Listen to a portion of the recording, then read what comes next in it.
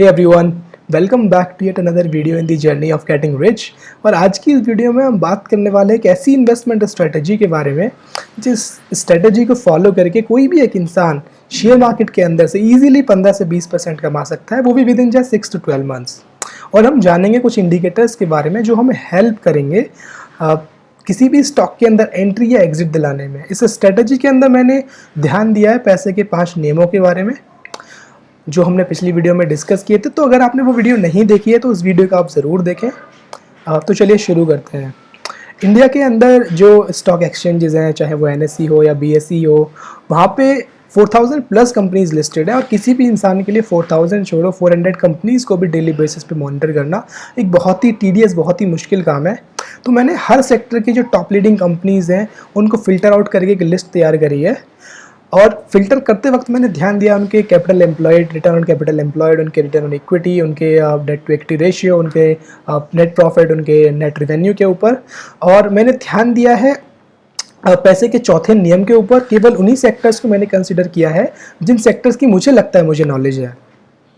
तो आप भी इन कंपनीज को अपने अकॉर्डिंग मॉडिफाई कर सकते हैं, इस लिस्ट को मॉडिफाई कर सकते हैं, पर आपको ध्यान देना है आपको केवल उन्हीं कंपनीज को शॉर्टलिस्ट करना है जो कंपनीज अपने सेक्टर में टॉप लीडिंग हो, उन्होंने year on year consistently grow किया हो। इन कंपनीज को मैंने लिया है mainly large cap and mid cap sector से। कंपनीज का जो सिलेक्शन है वो बहुत ही सिंपल है। सिंपली जैसे कोई क्रिकेट टीम का सिलेक्शन होता है, इंडियन क्रिकेट टीम का सिलेक्शन, लाखों क्रिकेटर्स होते हैं जो इंडिया के अंदर क्रिकेट खेल रहे होते हैं, पर जो BCCI है, जो इंडियन क्रिकेट टीम का बोर्ड है, उनके लिए बहुत मुश्किल है इन सारे प्लेयर्स को मॉनिटर करना। तो वो करते क्या है कि वो रफली 40-50 प्लेयर्स के ऊपर नज़र रखते हैं। और जब उन्हें कोई टीम तैयार करनी होती है, कोई स्क्वाड तैयार करना होता है 15 लोगों का किसी टेस्ट सीरीज़ के लिए या किसी वनडे सीरीज़ के लिए, तो वो तैयार करते हैं उन्हीं 40-50 लोगों के अंदर से, अनटिल एंड अनलेस उनको कोई ऐसा प्लेयर मिल जाए जो बहुत ही वर्दी प्रूफ हो सकता है किसी टीम के लिए, वो बहुत ही एक्स्ट्राऑर्डिनरी परफॉर्म कर सकता है, तो तब जा कर के वो उस प्लेयर को इंक्लूड कर सकते हैं। तो आपको भी वही करना है। अगर आपको कोई ऐसा स्टॉक ना मिले तो आपको केवल इसी जो लिस्ट है इसके ऊपर ही काम करना है। आप अगर आपको किसी स्टॉक को इसमें ऐड करना है या रिमूव करना है तब भी आप यही स्ट्रेटजी फॉलो कर सकते हैं। अगर किसी ने कंसिस्टेंटली परफॉर्म किया है तो आप उस स्टॉक को इस लिस्ट में ऐड कर सकते हो, और जो सबसे वर्स्ट परफॉर्म कर रहा है उस स्टॉक को वहाँ से बाहर निकाल सकते हैं। सिंपल। तो आपको करना क्या है, आपको जाना है गूगल के ऊपर। आपको गूगल के ऊपर जाने के बाद आपको टाइप करना है ट्रेडिंग व्यू। ट्रेडिंग व्यू पर जाने के बाद आपको क्लिक करना है इस पहले लिंक के ऊपर। मैंने डायरेक्टली चार्ट के ऊपर क्लिक कर दिया है। जब आप चार्ट के ऊपर क्लिक करेंगे तो आपको कोई ना कोई एक चार्ट खुल के आएगा, चाहे वो किसी कंपनी का हो, चाहे वो किसी इंडेक्स का हो। तो आपको उसके बाद जाना है इंडिकेटर्स के ऊपर। इंडिकेटर्स पे आके आपको क्लिक करना है। इंडिकेटर्स पे आपको लगाने हैं 2 indicators. One is moving average. अब मूविंग एवरेज भी वो एक्सपोनेंशियल वाला मूविंग एवरेज नहीं, सिंपल वाला मूविंग एवरेज। और आपको लगाना है RSI। ये 2 इंडिकेटर्स को लगाने के बाद आप इसको क्लोज कर सकते हैं। अब इसमें मूविंग एवरेज वाले इंडिकेटर में आपको थोड़े से मॉडिफिकेशंस करने हैं। तो आप सेटिंग पे क्लिक करेंगे, यहाँ 9 की जगह आप 200 डालेंगे, क्योंकि मुझे चाहिए 200 डे मूविंग एवरेज। अब 200 डे मूविंग एवरेज बताता है क्या है कि जो स्टॉक का लास्ट 200 डे में जो एवरेज प्राइस रहा है वो क्या रहा है। और RSI बताता है कि स्टॉक का जो स्ट्रेंथ है वो कैसा है, वो ओवर वैल्यूड ओवरबॉट जोन में तो नहीं है, ओवरसोल्ड जोन में तो नहीं है, किस जोन में करंटली स्टॉक अभी है। राइट साइड में आप देख पा रहे होंगे, कम ऑन,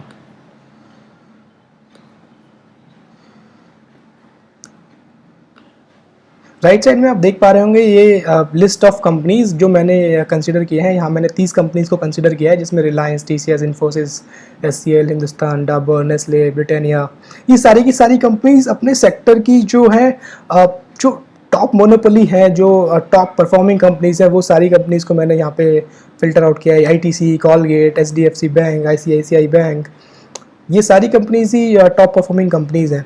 तो आपको करना क्या है कि आपको इन कंपनीज में एक एक करके चेक करना है कि कौन कौन से वो ऐसे स्टॉक्स हैं जो अपने 200 डे मूविंग एवरेज के नीचे या उसके आसपास अवेलेबल हैं, और जिनका RSI जो लोअर साइड पे अवेलेबल है। मैं जनरली ट्रेड तब लेता हूँ जब किसी कंपनी का स्टॉक प्राइस अपने 200 डे मूविंग एवरेज के नीचे होता है और उसका जो RSI है वो 30 के नीचे होता है। तो देखते हैं चलिए कौन कौन से ऐसे स्टॉक्स हमारे पास अवेलेबल हैं। रिलायंस अवेलेबल नहीं है, देन TCS काफ़ी क्लोज है 200 डे मूविंग एवरेज के। देखते हैं next. Infosys is available right at 200 day moving average और उसका जो RSI है वो भी काफ़ी अच्छा है, तो इसको हम कंसिडर कर सकते हैं। देन HCL टेक भी अपने 200 डे मूविंग एवरेज के नीचे है और उसका भी RSI काफ़ी नीचे, काफ़ी सही जगह पे मिल रहा है, इसको भी हम कंसिडर कर सकते हैं। हिंदुस्तान यूनिलीवर, उसका RSI थोड़ा ऊपर चल रहा है पर इसका वेट कर सकते हैं जब तक इसका RSI नीचे साइड पे ना आ जाए। डाबर अगेन, इसका भी RSI थोड़ा ऊपर साइड में, इसको भी वेट कर सकते हैं जब तक इसका RSI नीचे ना आ जाए। Same goes for Nestle as well, for Britannia as well, for Jubilant food works as well, for P&G hygiene as well. ITC अपने 200 डे मूविंग एवरेज से काफ़ी ऊपर है और उसका जो RSI है वो भी काफ़ी ऊपर है, तो इसको हम कंसिडर बिल्कुल नहीं करेंगे। कॉलगेट पाल्मोलिव में भी हम RSI के नीचे आने का वेट कर सकते हैं। HDFC बैंक में भी हम थोड़ा वेट कर सकते हैं। HDFC बैंक के ऊपर मैं एक अलग से वीडियो बनाने वाला हूँ। ICICI बैंक में भी हमें वेट करना होगा RSI का नीचे आने का। Same for ICICI Lombard and for HDFC Life as well and for HDFC AMC as well. Same goes for Bajaj Finance. Same goes for Kotak Mahindra Bank, for Gillette as well, for Asian Paints as well, for Berger Paint as well, for Pidilite as well, and for Page Industries. Titan भी काफ़ी ऊपर है 200 day moving average के। हमारा राजा batteries 200 day moving average के नीचे है पर उसका RSI ऊपर साइड में चल रहा है, अभी 50 के ऊपर है। हेवल्स का तो RSI काफ़ी ऊपर है पर it's available on 200 day moving average. Then Whirlpool, then Sun pharma, Bajaj auto, that's it. अब ऐसा नहीं है कि ये सारी कंपनीज़ का जो RSI है काफ़ी ऊपर है तो ये नीचे नहीं आएगा। अगर आप देखेंगे इनका पास्ट रिकॉर्ड देखेंगे आप, तो आप देखेंगे कि वो नीचे आता ही आता है। आप यहाँ पे देखेंगे तो यहाँ नीचे आया, आप यहाँ बाय कर सकते हैं, देन यहाँ पे आप देख सकते हैं कोई टारगेट सेट करके निकल सकते हैं आराम से ईजीली। जब भी ये ऊपर जाता है तो नीचे ज़रूर आता है और जब भी ये नीचे जाता है तो ऊपर ज़रूर आता है, तो इसमें वरी करने वाली कोई बात नहीं है। आपको अपनी जल्दबाजी में कोई डिसीजन नहीं लेना है, आपको पेशेंस रखना है और आपको अपनी स्ट्रेटजी के बेस पर ही ट्रेड लेना है in order to protect your money. और जब भी आप लिस्ट में ऐसे स्टॉक्स अवेलेबल हो जो 200 मूविंग एवरेज के नीचे हो और जिनका RSI 30 के आसपास अवेलेबल हो, ऐसे स्टॉक्स को अपने पोर्टफोलियो में ऐड कर सकते हैं। और पोर्टफोलियो में ऐड करते वक्त आपको ये ज़रूर ध्यान देना है कि आपका पोर्टफोलियो वेल डाइवर्सिफाइड हो।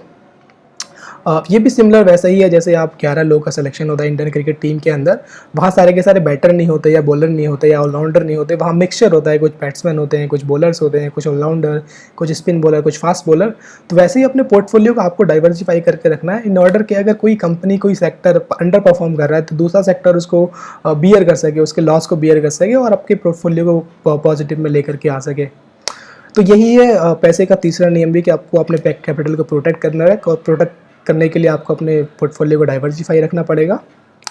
और ऐसा भी नहीं है कि ये कंपनीज जब आप खरीदेंगे तो दूसरे ही दिन से ऊपर जाना शुरू कर देंगी। कई बार ऐसा भी होगा कि आप जब खरीदेंगे तो वो 5, 10, 15, 20% तक नीचे भी आए, पर आपको पता होना चाहिए कि आपने फंडामेंटली स्ट्रॉन्ग कंपनीज को बाय किया है, तो आपको पेशेंस रखना पड़ेगा, आपको वेट करना पड़ेगा वापस से उनके ऊपर आने का और आपको अपने टारगेट पर ही उस कंपनी से निकलना है। और आपको ज़्यादा लालच भी नहीं करना है कि आपका टारगेट भी अचीव हो गया और फिर भी आप उस कंपनी में बने हुए हैं, तो कहीं आपको बाद में अफसोस ना करना पड़े कि टारगेट काश में पहले ही निकल गया होता टारगेट अचीव होने पर। तो इन पैसे के नियम्स को आपको फॉलो करते हुए अपनी ट्रेड्स लेनी है, अपने पोर्टफोलियो में कंपनीज को ऐड करना है। So I hope you like this video, so please do share and subscribe, ताकि आपकी जो फ्रेंड्स हैं, आपके रिलेटिव्स हैं, उनको भी हेल्प मिल सके, आप उनको इन्फ्लेशन बीट कराने में हेल्प कर सकें। सो तब तक के लिए be invested, be motivated. Thank you, bye bye.